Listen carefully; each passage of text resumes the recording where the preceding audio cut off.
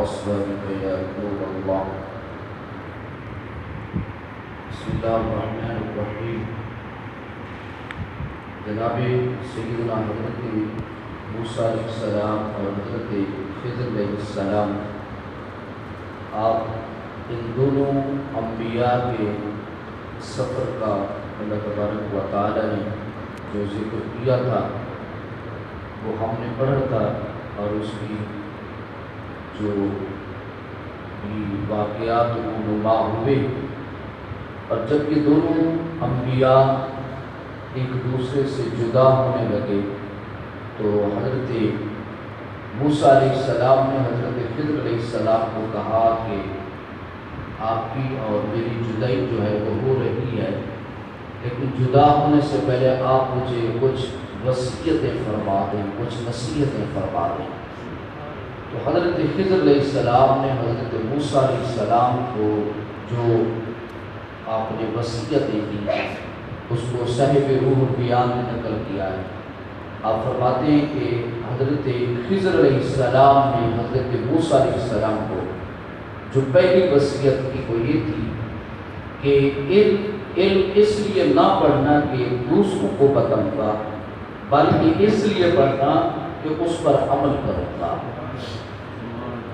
اور علم ہوتا بھی وہی ہے کہ انسان جس پر عمل کرے. تو علم کم ہو عمل زیادہ ہو، یہ اللہ پاک کو پسند آتا ہے. علم زیادہ ہو اور عمل نہ ہو تو اس علم کا کوئی فائدہ نہیں ہے. انسان جتنا پڑھے جتنا جانے اس پر ضرور ہے کہ وہ اس کے اوپر عمل کرے. تو فرمایا کہ علم اس لیے نہ پڑھنا کہ دوسروں کو بتاؤں گا، بلکہ اس لیے پڑھنا کہ اس پر عمل کروں گا. اس لیے کہ جس نے علم پڑھ کر عمل نہ کیا بلکہ دوسروں کو نصیحت کرتا رہا تو اس علم سے اسے کوئی فائدہ نہ ہوا بلکہ دوسروں کو فائدہ پہنچتا رہا. اس سے کوئی فائدہ نہ ہوا، وہ دوسروں کو فائدہ تو پہنچاتا رہا لیکن اپنا خود فائدہ حاصل نہیں کر سکا. تو علم اس لیے پڑھنا کہ خود اس پر عمل کرنا، یہ پہلی آپ نے وصیت کی. اور دوسری جو وصیت کی تھی حضرت خضر علیہ السلام نے حضرت موسیٰ علیہ السلام کو فرمایا کہ دوسروں کو نفع پہنچانا، کبھی ان کو نقصان نہ پہنچانا. یہ دوسری وصیت تھی. اور نبی کریم صلی اللہ علیہ وسلم نے بھی اپنی امت کو ارشاد فرمایا، آقا علیہ السلام نے فرمایا خیر الناس من ينفع الناس، تم میں سے بہترین انسان وہ ہے جو دوسروں کو نفع دیتا ہے. وہ تم میں سے بہترین انسان وہ ہے جو دوسروں کے لیے نفع کا کام کرتا ہے، نقصان نہ پہنچائے دوسروں کو. تو دوسری وصیت آپ نے یہ کی. اور تیسری آپ نے کہا کہ ہر ملاقاتی سے خوش ہو کر ملنا. جب بھی کوئی آپ سے مل جائے تو چہرے پہ مسکراہٹ ہو، خوش ہو کر ملنا ہے، بشاشت سے ملنا ہے، اور کسی سے غضب نہ کر نہیں ملنا ہے. جب بھی کسی اللہ کی مخلوق سے ملنا ہے، کسی بندے سے ملنا ہے تو آپ کے چہرے کے اوپر بشاشت ہو، خوشی ہو، اور کبھی غصے میں کسی سے ملاقات نہیں کرنا ہے.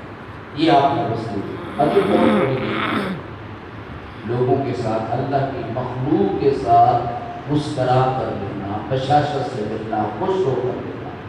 ہو سکتا ہے کہ اور بعض اوقات ایسا ہوتا ہے کہ کسی کی مسکراہٹ ہی اگلے کے دکھ کو ختم کر دیتی ہے. چند مسکراہٹ ہی کسی کے دکھ کو ختم کر دیتی ہے.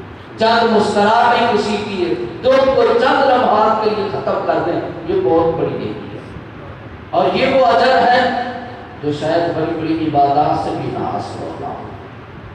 بشاش ہو کر خوش ہو کر لوگ اللہ کی مخلوق سے ملنا. اور چوتھا آپ نے کہا کہ کسی کے سامنے ناجائز خوشامد اور اس کی چاپلوسی نہ کرنا. اچھا میں نے یہ سوچتا رہا کہ حالانکہ یہ چیزیں جو ہیں یہ نبی کے منصب کے خلاف ہیں. یہ چیزیں اب نبی تو کسی کی چاپلوسی نہیں کرتا ہے، خوشامد نہیں کرتا ہے، یہ تو عام بندوں کا کام ہے. لیکن یہ زہر ہوتا ہے. اصل میں بعض اوقات ایسا ہوتا ہے کہ قرآن مجید قرآن رشید کا اکثر مقامات دیتے تھے اللہ تبارک و تعالی مخاطب اپنے نبی کو کرتا ہے، مخاطب اپنے نبی کو کرتا ہے لیکن اس میں مخاطب نبی کو کیا جاتا ہے، لیکن اس میں کہا امت کو جا رہا ہوتا ہے، کہا امت کو جا رہا ہوتا ہے، مخاطب نبی کو کیا۔ اب حضرت خضر علیہ السلام نے کہا کہ کسی کے سامنے ناجائز خوشامد اور چاپلوسی نہ کرنا، اور یہ بہت گندی عادت ہے، بہت کبھی نبی کریم صلی اللہ علیہ وسلم نے اپنی امت کے ساتھ کو بہت ناپسند فرمایا، چاپلوسی کرنا، لوگ کے سامنے ایسے ہی ان کے سامنے ان کی خوشامدیں کرتا ہے، یہ بہت برا عمل ہے۔ اور بعض لوگوں کی عادت ہوتی ہے بس چاپلوسی کرتے رہنا، خوشامد کرتے رہنا، دوسروں کے سامنے، بندے کے سامنے اس کی تعریفیں کرتا رہنا بس۔ تو اللہ کے نبی کریم صلی اللہ علیہ وسلم نے اس عمل کو بہت ناپسند فرمایا، اور حضرت خضر علیہ السلام نے بھی حضرت موسیٰ علیہ السلام کو کہا کہ کبھی بھی کسی کے سامنے خوشامد یا ناجائز، ہاں اگر کسی کے اندر باقی کو یا اس کے اندر خصوصیت پائی جاتی ہے اس کا ضرور اظہار کیا جائے، اور وہ بھی وَأَمَّا بِنِعْمَتِ رَبِّكَ فَحَدِّثْ، تحدیث نعمت کے لیے۔ لیکن خواہش نہیں کہ کسی کی چاپلوسی کرنا، خوشامد کرنا کہ میں اس کی چاپلوسی کروں گا، خوشامد کروں گا، چلو اس کے سامنے میرے نمبر بھی ٹکے جائیں گے، تو اللہ کے نبی نے اس بات کو بہت ناپسند کیا۔ تو حضرت موسیٰ خضر علیہ السلام نے کہا کہ کسی کے سامنے ناجائز خوشامد اور چاپلوسی نہ کرنا۔ پانچواں آپ نے وصیت کی کہ کسی کے ہاں بلا ضرورت نہ جانا، قدر کھو دیتا ہے روز کا آنا جانا، کسی بزرگ کا قول ہے، قدر کھو دیتا ہے روز کا آنا جانا، بلا ضرورت کسی کے دروازے پر مت جانا، تیری قدر گھٹے گی، تیری قدر زیادہ نہیں ہوگی، تیری عزت کم ہوگی، تیری عزت نہیں ہوگی، بلا ضرورت کسی کے در پہ مت جانا، ضرورت ہو تو پھر چلے جانا۔ اور چھٹا کہ بلا وجہ نہ ہنسنا، ایسی نہ ہنستے رہے، کیونکہ زیادہ مسکرانا نبی کریم صلی اللہ علیہ وسلم کی حدیث سے بات ہے کہ زیادہ مسکرانا دل کو مردہ کر دیتا ہے۔ ہر وقت کا ہنسنا کہیں تمہیں برباد نہ کر دے، تنہائی کے لمحوں میں کبھی رو بھی لیا، اجڑے ہوئے لوگوں سے گریزاں نہ ہوا کر، قبروں پہ لکھے حالات کے کتبے بھی پڑھا کر،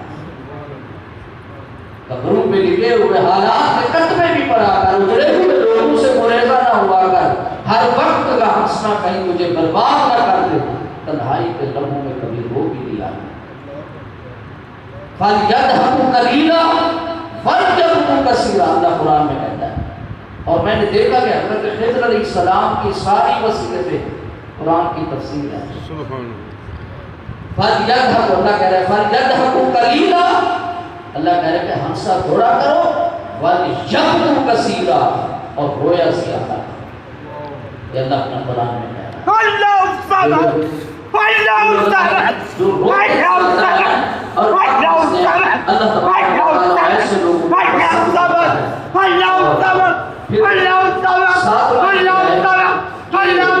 جب کوئی شخص اپنے گناہوں پر اظہار ندامت کرے، جب کوئی شخص اپنے گناہوں پر شرمندہ ہو جائے تو پھر اسے وہی گناہ یاد دلا کر اس کو رسوا نہ کرنا۔ جب کوئی شخص اپنے گناہ پہ شرمندہ ہو جائے پھر اس کو بار بار اس کا وہ گناہ یاد نہیں کرانا۔ جب کوئی سامنے تیرے اپنی غلطی کا اعتراف کر لے تو بار بار پھر اس کو اس کی غلطی نہیں یاد کراتے رہنا، بس جب اس نے اعتراف کر لیا بس پھر اس کی غلطی پہ پردہ ڈال دے، پھر اس کے سامنے اس کی غلطی کا سخت اظہار نہیں کرنا ہے۔ یہ حضرت خضر علیہ السلام نے 7ویں وصیت کی۔ اور 8ویں کہا کہ کوئی غلطی ہو جائے تو پھر جب کوئی غلطی کر بیٹھو تو پھر کیا، پھر آخری دم تک پھر اللہ کی بارگاہ میں آنسو بہاتے رہنا، پھر آنسو بہاتے رہنا ہے جب غلطی کر بیٹھو۔ اور نام کہا کہ آج کا کام کل پر نہ چھوڑنا۔ 10واں فرمایا کہ آخرت کی فکر میں لگے رہنا، ہر وقت تمہیں آخرت کی فکر ہو، بس ہر لمحہ تیرے سامنے تیری موت ہو، آخرت کی وجہ سے اللہ نے قرآن میں کہا کہ اللہ کی خالق الموت والحیات، جس نے موت اور زندگی کو تخلیق کیا۔ موت کا اللہ نے پہلے ذکر کیا، زندگی کا بعد، اس کی کئی تفسیریں ہیں، ان میں سے اس کی ایک یہ ہے کہ اللہ نے موت کا پہلے ذکر کیوں کیا، زندگی کا بعد میں ذکر کیا۔ حالانکہ زندگی پہلے ہے، موت بعد میں ہے. تو علماء لکھتے ہیں اللہ نے موت کا پہلے ذکر اس لیے کیا کہ انسان تو زندگی کی فکر تھوڑی کر، موت کی فکر زیادہ کر. زندگی سے پہلے موت تیرے سر پہ کھڑی ہے، موت تیرے سر پہ کھڑی ہوئی ہے، اس لیے اللہ نے موت کا ذکر پہلے کیا، زندگی کا ذکر بعد میں. کہا کہ انسان تیرے دماغ میں زندگی کا اتنا خیال نہ ہو. ہمارے وقت ہمارے اندر تو ہر وقت اپنی زندگی کا ہے کہ ہم نے کیسے گزارا ہے، زندگی کا تیرے اندر پہلے بعد میں ہو. موت کا ذکر، موت کا خیال تیرے دماغ میں پہلے ہو کہ انسان زندگی تو چند دنوں کی ہے، موت نے آنا ہے اور زندگی چند دنوں کی ہے. اس لیے حضرت موسیٰ خضر علیہ السلام نے کہا کہ آخرت کی فکر میں لگے رہنا، بس ہر لمحہ فکر آخرت ہونی چاہیے. تو حضرت خضر علیہ السلام نے حضرت موسیٰ علیہ السلام کو 15 نصیحتیں کی. پھر حضرت خضر نے حضرت موسیٰ سے کہا کہ آپ بھی مجھے کب کوئی نصیحتیں کرتے. پھر حضرت موسیٰ نے بھی حضرت خضر کو کی تھی، وہ ان کا انشاءاللہ ہم اس کا ذکر کل پڑھیں گے. اللہ پاک ہمیں عمل کی توفیق عطا فرمائے.